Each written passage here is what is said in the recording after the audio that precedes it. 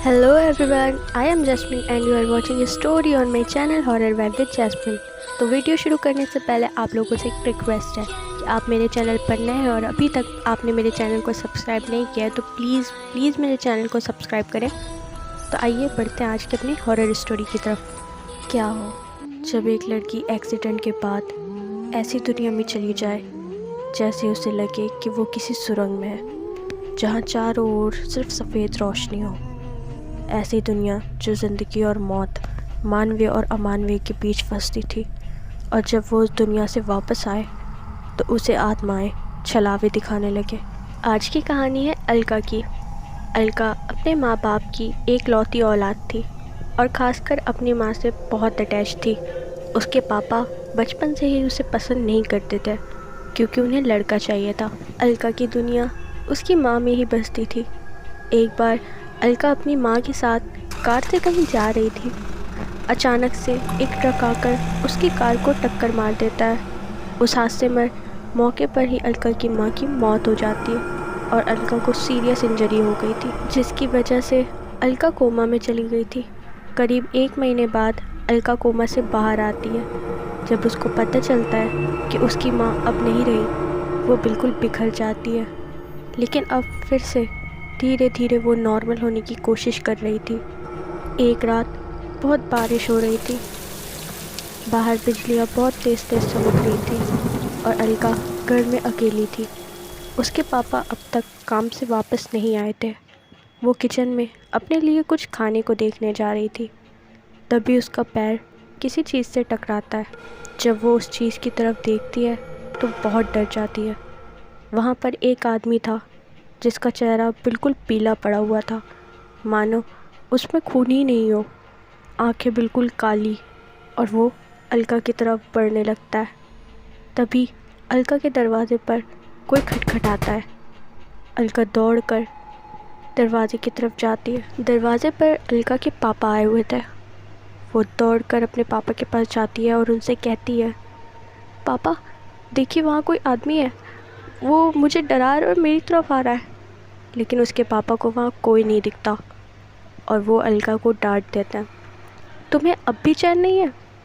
अपना पागलपन बंद करो और जाकर सो जाओ। अलका रोती रोती अपने रूम में जाती है और जैसे तैसे सो जाती है। अगली सुबह वो देखती है उसके घर उसके चाचू आए थे। अलका की माँ के अलावा सिर्फ उसके चाचू ही थे जो अलका को समझते थे। अलका के चाचू उसके पापा से कहते हैं, भाई आपको अलका का ध्यान रखना चाहिए। भाभी की मौत के बाद भी आपका रवैया उसके लिए सही नहीं है। आखिर वो आपकी बेटी है, बेटा हो या बेटी क्या फ़र्क पड़ता है।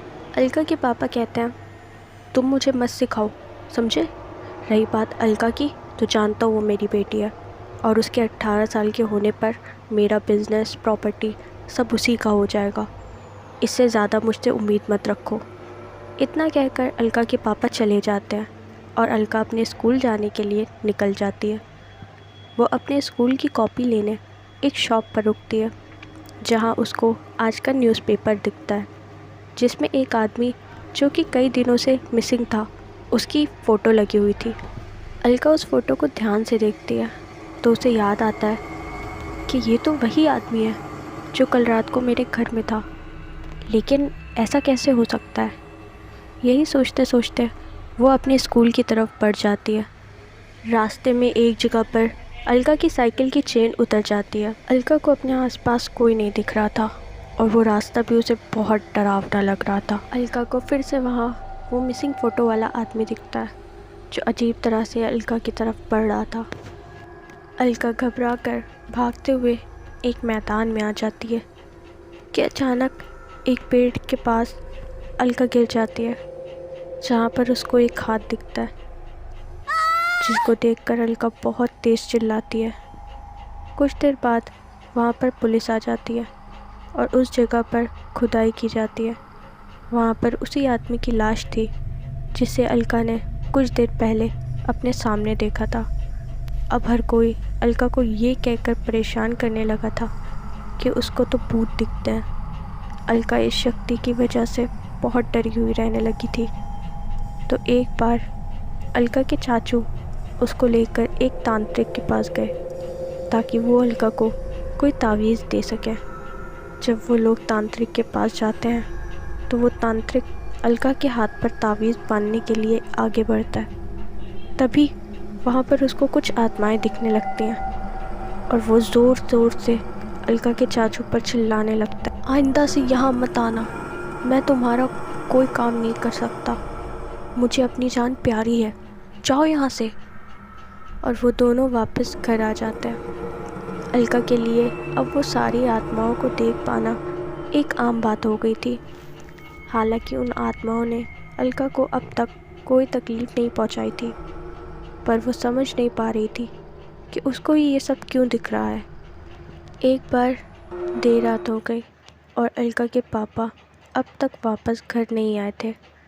अलका अपने चाचू को बुलाकर कहती है कि इतनी देर हो गई, पापा अब तक क्यों नहीं आए चाचू। उसके चाचू अलका से कहते हैं, फ़िक्र मत करो, मैं तुम्हारे पापा को ढूंढ कर आता हूँ बेटा, जब तक तुम ये जूस पी लो। फिर अलका के चाचू घर से बाहर चले जाता है। अलका अपने रूम में बैठी होती है। वो जूस पीने ही वाली थी कि उसे अपने पेट के ऊपर कुछ लटका हुआ लगता है। वो धीरे धीरे अपना सर पंखे की ओर करती है और डर के मारे नीचे गिर जाती है, जिससे उसके हाथ में जूस का ग्लास टूट जाता है। वो बेतहाशा भागते हुए अपने घर से बाहर आती है, क्योंकि उसने पंखे पर बहुत डरावनी एक औरत की लाश लटकी हुई देखी थी।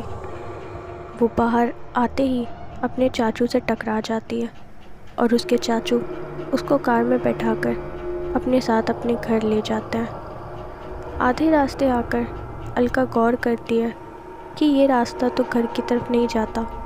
वो अपने चाचू से कहती है, चाचू ये रास्ता तो आपके घर नहीं जाता, हम कहीं और जा रहे हैं क्या। उसके चाचू हंसते हुए उससे कहते हैं, बेटा मैंने बहुत कोशिश की कि आपको आसान मौत दूँ, आपके पापा को आपसे दूर किया, आपको उस ढोंगी तांत्रिक के पास काला जादू करवाने के लिए ले गया जिससे आप खुद ही मर जाओ, लेकिन वो ढोंगी ऐन वक्त पर मुकर गया, तब भी आप बच गए। फिर आपके जूस में मैंने जहर मिला दिया, लेकिन आपने वो भी नहीं पिया, अब आपको गन से ही मारना होगा। अलका कहती है, चाचू आप ऐसा कैसे कर सकते हो, प्लीज़ मुझे मत मारो।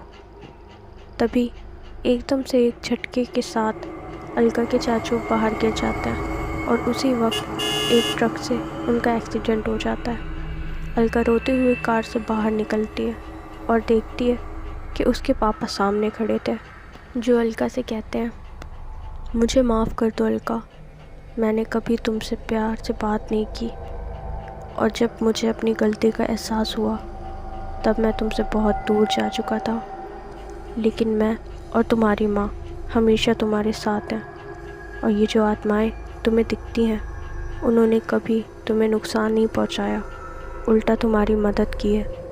अपनी इस शक्ति को समझो, वो छलावे नहीं हैं, उन्हें सच में तुम्हारी मदद की ज़रूरत है और तुम उनकी मदद कर सकती हो।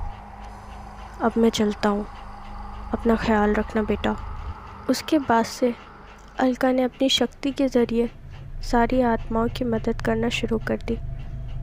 उसको फिर कभी छलावे का एहसास नहीं हुआ और वो समझ चुकी थी कि माँ बाप का प्यार हमेशा बच्चों के साथ होता है, भले ही वो ज़िंदा हों या नहीं।